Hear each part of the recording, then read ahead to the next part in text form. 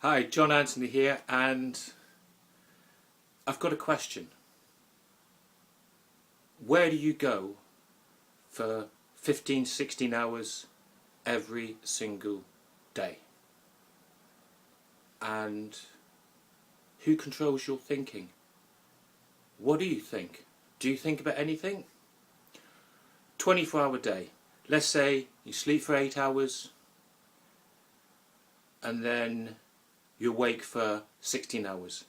Now those 16 hours you are awake, you're not suddenly, as soon as you wake up in the morning, bright full consciousness, and the time you go to sleep, close your eyes, you're unconscious.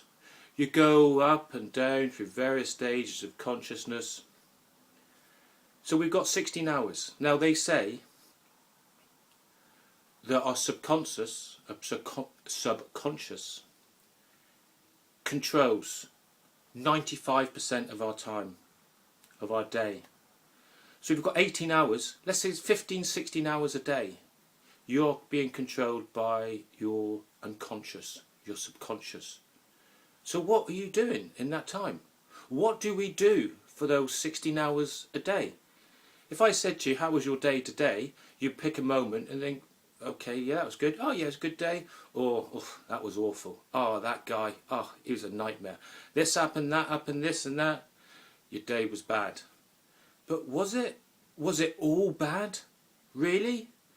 You've been awake for 16 hours a day? 18 hours a day?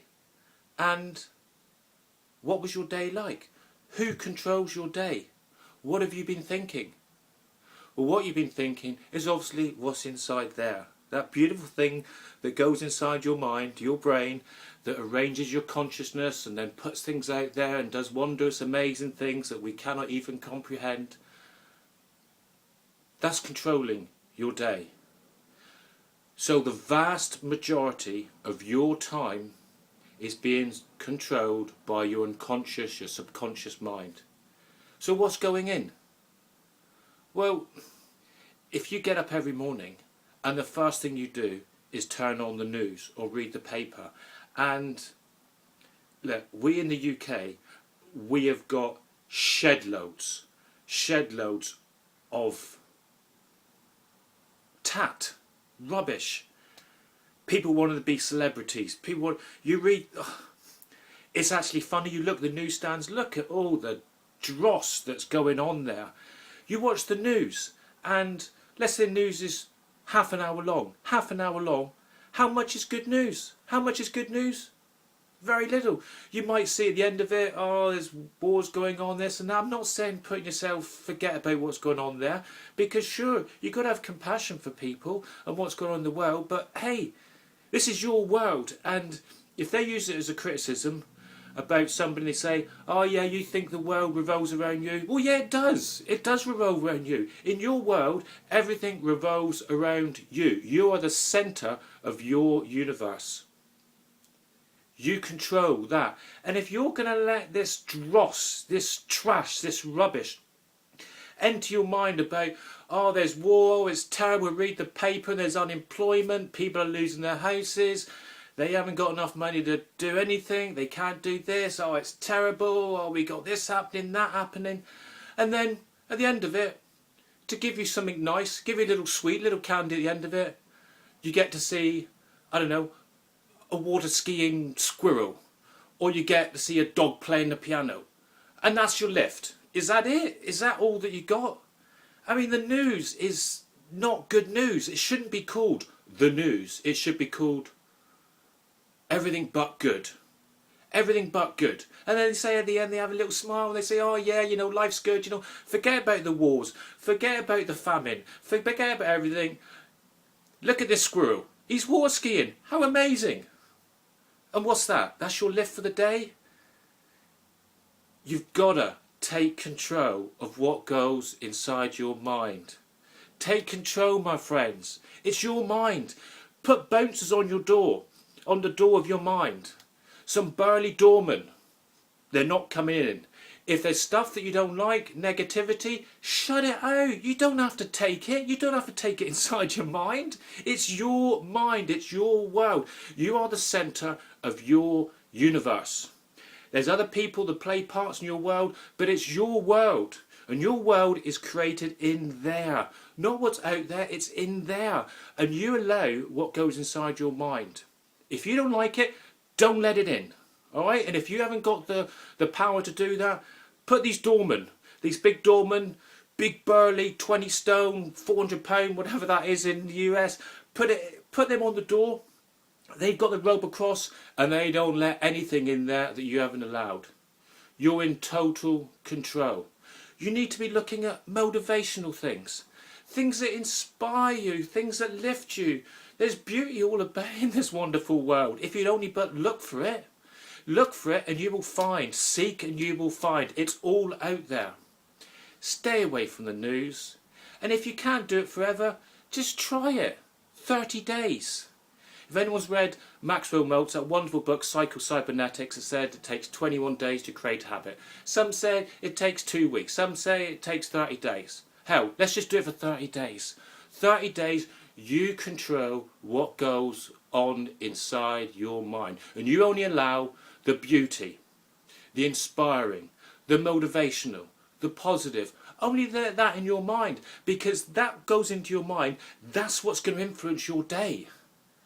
Those 18 hours a day, 16-hour day, whatever you're awake, your subconscious is controlling 95-97% of that time. And what goes inside your mind is what comes out. So if you've just got famine, you've got lack, you've got poverty, you've got all this terribleness that's in the world out there, if you let that in there, that's what comes out, isn't it? Because where else is it going to come from? It comes on from what's inside there. And you control every single moment of your day and what goes inside there. Read motivational things.